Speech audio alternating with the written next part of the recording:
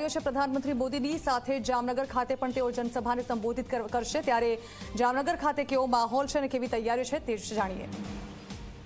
જામનગર સહિત ગુજરાતના પ્રવાસે પ્રધાનમંત્રી નરેન્દ્ર મોદી પધારી રહ્યા છે, ત્યારે જામનગરમાં આવતીકાલે પ્રદર્શન ગ્રાઉન્ડ ખાતે પ્રધાનમંત્રી નરેન્દ્ર મોદીની જંગી જાહેર સભા સંબોધવાની છે, જેના પગલે તૈયારીઓને આખરી ઓપ આપવામાં આવી રહ્યો છે। આપ મારી પાછળ દ્રશ્યોમાં જોશો, જામનગર શહેરની મધ્યમાં આવેલ જે પ્રદર્શન ગ્રાઉન્ડ છે કે ત્યાં એક બહુ વિશાળ ડોમ બનાવવામાં આવ્યો છે અને આવતીકાલે જે છે પ્રધાનમંત્રી નરેન્દ્ર મોદી જે છે અહીં સભાને સંબોધવાના હોય ને જેના પગલે તમામ તૈયારીઓને પૂર્ણ કરવામાં આવી રહી છે।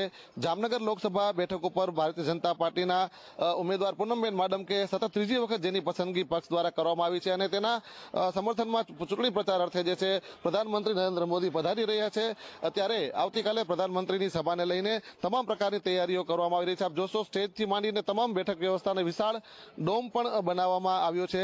મહત્વનું છે કે જે રીતે આજે ગુજરાતનો સ્થાપના દિવસ છે ને આજથી લઈને 2 દિવસ સુધી સતત ગુજરાતના અલગ અલગ વિસ્તારોમાં પ્રધાનમંત્રીની સભાઓનું ભવ્ય આયોજન કરવામાં આવ્યું છે અને જેના પગલે આવતીકાલે પણ 4 જેટલી સભાઓને જે છે પ્રધાનમંત્રી નરેન્દ્ર મોદી સંબોધવાના છે। ત્યારે કહી શકાય કે જામનગરમાં પણ પ્રદર્શન ગ્રાઉન્ડ ખાતે જામનગર અને દેવભૂમિ દ્વારકા જિલ્લામાંથી ખૂબ મોટી સંખ્યામાં, હજારો લાખોની સંખ્યામાં લોકો ઉમટી પડશે, ત્યારે તમામ લોકોની બેઠક વ્યવસ્થાને પણ ધ્યાનમાં રાખવામાં આવી છે।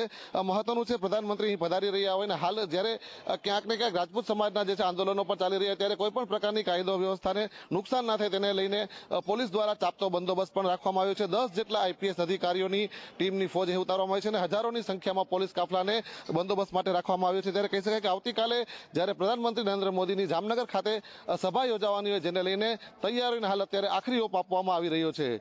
મુસ્તાક દલ, Zee 24 કલાક, જામનગર।